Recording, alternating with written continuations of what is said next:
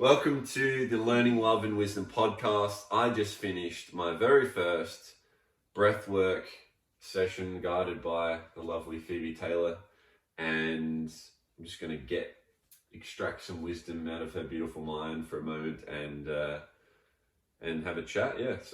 Welcome to the show, Phoebe. Thank you so much for having me again, because we did have a podcast. Oh, yeah. We did a long time ago. A few years ago. Very different people. Yeah. So thanks for having me in this new chapter. Of course. Thank you for having me. Guys, Phoebe's home is needs to be in Vogue or something. It's so beautiful, so welcoming.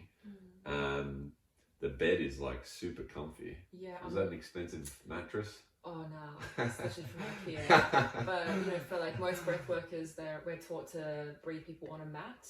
But I love comfort. I'm a real sensory person. And I love jumping into a nice, comfortable, warm, inviting bed to breathe in. So it's not so, I don't know, scary. And we're going to go be in the feeling. Yeah. So if anyone has been around long enough, the veteran listeners for the first podcast, I'm sure there's a few. You used to be heavily into bodybuilding and that sort of side of fitness. Can you talk a bit about that journey of what it was like in the fitness industry to how you work now and your practice now? Oh my goodness, it's so different. So I was, I guess it was about a decade or so that I was in the health and fitness industry. And I loved my time there, to be honest. I had a blast. I had so much fun. I loved working with my clients. I was so passionate about helping them with their training and their nutrition. But I feel for me, I was quite a shallow individual then, because, I hadn't really gotten to the core of who I am. And so, I was working in that realm where I was focusing on their body image and their physical body. But of course, they were coming to me because often there was a lot of the core of that was that it didn't feel good enough as they were in their physical body. Something had to change. And obviously I was working with women with their strength, which is awesome, but a lot of it was the fat loss, and it just kind of gets a bit boring after a while. And it just not boring, but it's just there's a core there that I for myself even had to meet, because I was in bodybuilding. I think I'm going to be a bit general here, but I feel a lot of the bodybuilders, they come from that core wound of I've got to be leaner, skinnier, fitter, stronger, better, and that was certainly the case for me. But my body was my whole identity.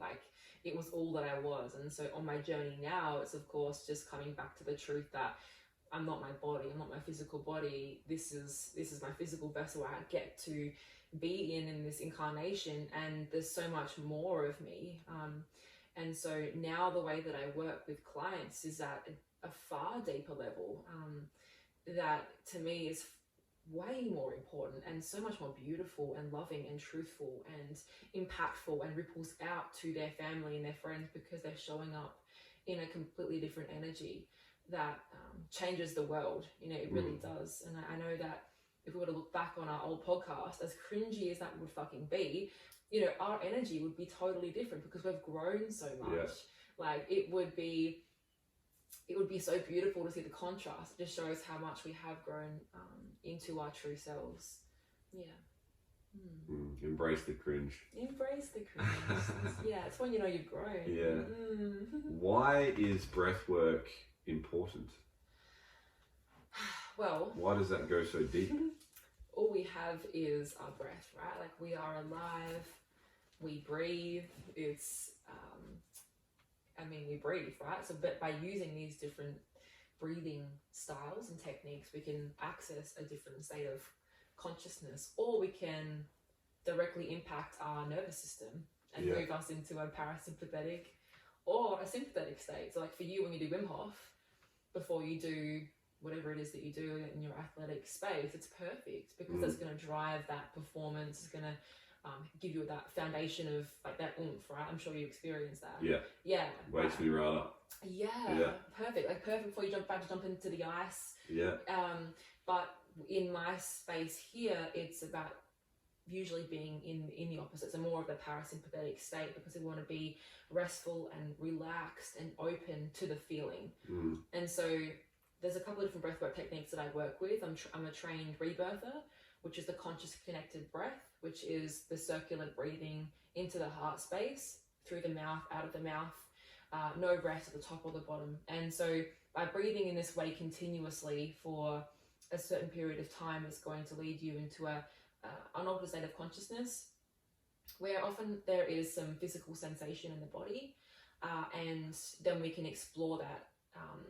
As a guide, I'm there to support and guide the person into a process. And the process could look like them experiencing tightness or pain, and we have a conversation about that, or they having an internal conversation around what that could mean, because it's usually a thread which leads onto something like a memory or a feeling or something that's happened in their life where they have not processed that. And so breathwork is a really beautiful tool to access these feelings that are suppressed and stuck in our tissue, in our body, that are so looking to be heard and experienced and felt and released and not made wrong, but to be witnessed. And so we, as a normal person in this day and age, you want to fix everything, want to fix things, but we can't fix these parts of us because there's nothing to fix. They're just like little wounded versions of ourselves that are so looking to have our attention. And so the breath gives us that moment to just be totally with the younger parts of us that are not okay. I think that's really beautiful. Yeah, you wouldn't look at a baby and be like, it needs to fix its crying. Yeah. I mean, I'm sure some parents do that. Like, fix the baby. Like, bro, you got a baby. What do you mean? yeah, absolutely. Yeah, it's the repatterning that, and I think that's quite big with today's world, with the women that I work with in particular, who, like, from the fitness industry, I work with a lot of beautiful ladies from that space who are now really desiring softening and really desiring to move into their feminine, but don't know how. Yeah. Because they are so hyper in this, like, I've got to succeed, I've got to hustle, I've got to grind, I've got to be lean, I've got to show people that I'm good and doing good, like, well, and I can't be vulnerable, and getting softness with the feminine, with our body as well. It's just like that's scary, but it's also embracing the flow of her and the truth of the feminine essence. But there's a lot of, it's like a big fall, so holding women in that space is something that I like doing, because it is a journey through the death of the identity. Breathwork can really support that. That transition back into wholeness and truth again. I know I was kind of on a bit of a tangent there, but yeah, we do that here. The flow of her. Yeah. You were describing that before we got into it. To that just before, and my approach to dealing with emotions and growing and learning about myself and reflecting sort of thing is very masculine. And you describe this not setting intentions, not having some sort of desire or outcome that you want to achieve, but just feeling it and feeling the flow of her. So what is that about? Amazing. So I'm spent most of last year in the tantric space and working with understanding masculine and feminine energy and the polarity, and feeling the differences and how beautiful they both are. And I guess for me, as a woman who has grown up in a very a hyper masculine energy, so I could achieve a lot, I could do a lot, I had a lot of energy there to put towards structure and getting shit done, but that left no room for flow and the feminine. I didn't know what fun really was. Friendship for me wasn't important. It was just I had goals and I wanted to achieve them, and that's all I did. I had a structure, and that felt really good for me, because I didn't really know what the whole other part was of the softness and intuition. And so when I say of her, it's allowing the voice of the flow. And so when we breathe, the way we breathe is surrendering and allowing whatever is present. And that can be really hard for the hyper-masculine mind. Even for me, when I first started, I hated breathwork to begin with. Really? About 8 years ago, I started breathwork. And I... Pumpkin's licking. My dog Pumpkin is licking the face. Yeah, I had breath because, you know, I was breathing and I had to feel this stuff. And I was like, I don't want to breathe. I want to get out of this. But I knew intuitively that there was something in the breathwork for me. So I stopped it and I came back a few times, but really fully embraced it like a couple of years ago, which is because I was ready to feel. And the thing is, not everyone is ready, and that's okay. But I know from personal experience, if we come into this kind of therapeutic breathing style, there's nothing to figure out. Like there's no black and white, this means that, it just is. And so yeah, we can't really make meaning of things in this space. It's just it's an energy, it's an emotion. And so it's beautiful because it takes the weakness, in, you know, quotation marks, it takes the shame out of emotion, because it's just energy and it just wants to move. So if we allow our feminine to move us, like she'll show us what needs to happen, where we go next. If we move into the grief, if we move into the rage, if we move into the frustration, if we move into joy and bliss and pleasure, like it's all there for us, but she knows. And so yeah, like working in this way is gorgeous because it just takes the pressure off of an outcome. And how do you combine that her, you know, following her, feeling the flow of her, with sort of a goal that you know is true to you and your true identity wants to achieve, you know, whatever it is, like running? Yeah, good question. Well, I feel like we can use both. Yeah. I mean, it's an energy, so like I feel like there's some structure there. So your inner masculine's like, I've got this goal, I want to do this feels good. But of course, like even as a man, you know, you have your inner feminine who is there, who I'm not too sure if you've explored her or not, but she may be, she's a part of you that may be wanting to be held more, which is like, I want to be flowy, I want to be intuitive, I don't want to have plans some days. And I know for me that was very hard in my world, but like back in the day, but I only knew it was a problem when addictions, coping mechanisms, numbing, distracting would come through. So like when there was like an imbalance of my energy, I would then move into collapse, I suppose. So because I wasn't honoring my inner feminine, I didn't even know how to access her. So I guess now I know that if I'm scrolling a lot, or if I'm like wanting to move back into patterns which don't serve me, I know something for me is out of balance, and I'm probably either not giving enough attention to my inner feminine, I'm not giving her enough play, friendship time, sleep, restoration, breath work, or maybe I'm not in my inner feminine, inner masculine enough. Like maybe I don't have enough drive. Like where's my structure? What am I achieving? Am I actually even moving the needle with my goals? Like, because I feel like there has to be a balance with those.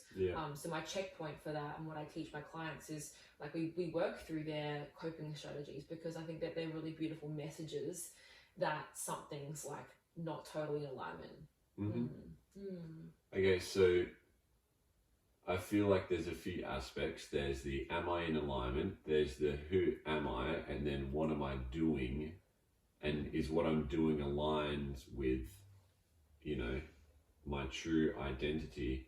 How do you pick that apart with a client that's just come to you and it's like, I don't know who I am, I'm not in alignment, I'm having all of these horrible coping mechanisms, I'm eating too much, I'm stressing out, I'm working too hard, I'm, you know, drugs, all those things. Yeah. Where do you start with that? What's the most valuable person for that person to do? Well, when you say my true identity, what do you mean by that? Because I mean, what is that for you? For me, it's a philosopher and world traveler. A poet, polymath and philosopher, travels the world teaching and speaking. Yeah, but what if like in time that was to change? Like what if that is it will actually change. you? Okay. So I'd say true identity to you is your highest value and what you feel like is your purpose in life. Yeah, okay. So, but if someone comes to me, they might not know what that is. Yeah, exactly. They haven't actually gotten to the core of like their truth and what they love, and they haven't done their values. Sometimes they're like super fresh to this work and maybe haven't moved into their mindset work and all the beautiful parts of our brain. I mean, for me, I'm a body person. I like feeling. People come to me because they I want them to feel. They want to feel. For me, I've done a lot of mindset work over the years. A lot of NLP, hypno. I did all my certifications with that. I did my fucking life coaching, and that was all cool. But to me, it wasn't helpful because I needed to feel. There's like, for me, you can't mindset hack your nervous system. Like, you can't mindset hack, like, you know, feelings, physical sensations of anxiety, collapse in the nervous system. Like when you move into freeze, that was a really common nervous system response that I would get when I was anxious. I would freeze. I couldn't communicate. It happened all the time. And so like, I tried to like NLP my brain and hypno that shit out. And I felt like, you know, I look at that now and I feel like that was just sort of trying to manipulate myself to change. So where I'm at now in my world and my beliefs is I feel I'm moving into an acceptance of feeling. So the more I accept how I feel and I move into my internal world and I'm with the sensations of the constriction and the tightness and the pain, and I allow like the freedom and the space to be in there that tells a story.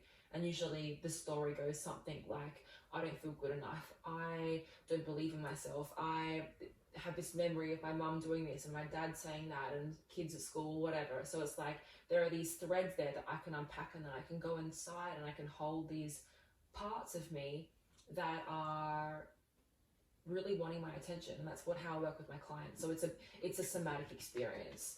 I'm not interested in their mind at all, really, in this room. Their mind tells stories. Their mind says things they think they want to hear. Their mind comes from this, I want this, but the body is like, I need this.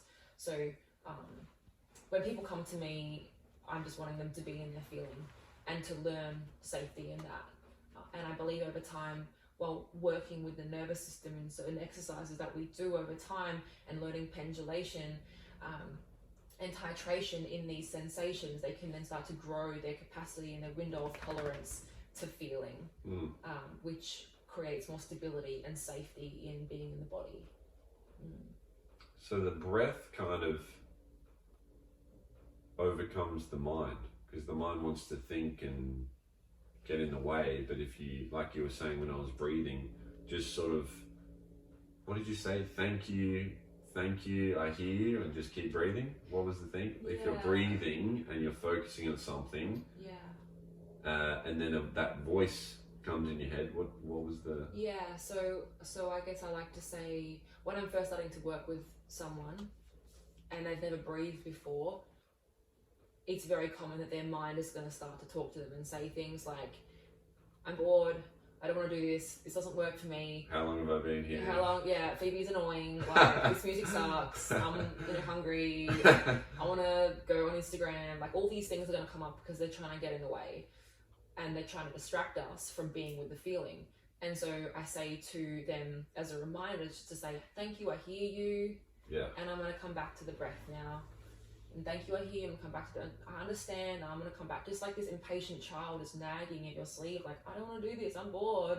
I hear you, and I'm going to come back to you, but for now, we've got this time. I'm going to be with my feeling, I'm going to be with my body. I understand it's scary. I'm just going to keep breathing. And, breathwork's amazing because it gives your brain something to focus on. Like, you're not totally in this, like, blissed out state where you've got to think of nothing. It's not like a meditation. It is in a way, but it's like, I love it because it gives you something to do while you soften and while you relax. And after a while, like I was saying to you before, it's can feel like breath work in the beginning because you're having to work for your breath and you're thinking about the tempo and the pace, and I'm guiding you through that process. But then after a while, you just drop and you surrender into this feeling of, oh, I get it now. I'm sure you reached that point too where it's like, it feels like you're being breathed. Did you feel that sensation? Yeah, you did. When you start breathing, because you had a lot of breath holds. Mitch had a lot of breath holds. I was shaking. I didn't even realize I was shaking everywhere. Yeah. And so, like, in the future, if you were to breathe again, it might be different. But if you were to breathe again, if you wanted a different experience, it would mean that I would probably sit you up sometimes and I would make you just breathe. Okay. Because what can happen is breathing holds, unconscious breathing holds, is an unconscious distraction. It's like, all right, I'm feeling enough. I'm going to stop this for a bit. Yeah, I'm going to go into like like the nothingness, which is also perfect. That's beautiful too. It feels nice. Why do you think, and we'll finish with this, Yeah. why is it so scary for us to feel our feelings? Yeah, good question. Because I believe, we aren't taught how to be with feeling as a younger child often enough. I think a lot of parents these days are teaching children from an early age that it's okay to have emotion, it's okay to feel and express their feelings, as long as it's not harming anyone or directed at anyone. But they, I think I've got a lot of beautiful conscious friends who are bringing children into the world and allowing them to be in their full expression. But you and I, and also our parents, like, we weren't taught that stuff. Like, I'm sure, like, I know I wasn't. We were told probably the opposite. Yeah. Which taught me in a way. Well, yeah. I mean, it all has a beautiful learning, and we will come around in the end. But it's like, if we were given the tools as an early person to be like, I understand you're upset. I hear you that you're angry. It's fair enough that you're really upset at this and that, and you don't get your own way. And this is how we process the energy and move it through your body. And then, like, it moves like a wave. It gradually moves, and it changes. And and so, what was the question you asked me? I went on some mad tangent then. Why is it so scary for us to feel our feelings? Because it's such a big energy. And you think of like excitement, how good that feels in the body, but it's a big energy. Yeah. Or even happiness, when you're in so much joy, it's like a big energy. Like sadness and grief and anger is a big energy. We've labelled it as bad. We've labelled it as terrible, and like it was something that I feel we haven't had the tools or capacity to be with. And so with my teaching now, with my tantric training, with how I'm working with clients, I'm giving them this permission to be in the anger and the rage, and to be in the unjust and the big feelings of sadness, because giving them that space makes it okay, and it's permission to be in the feeling. And when you start being in the feeling more often, you actually realize it's not as scary, and it can actually then turn to pleasure. It can actually become a pleasurable experience to be in grief.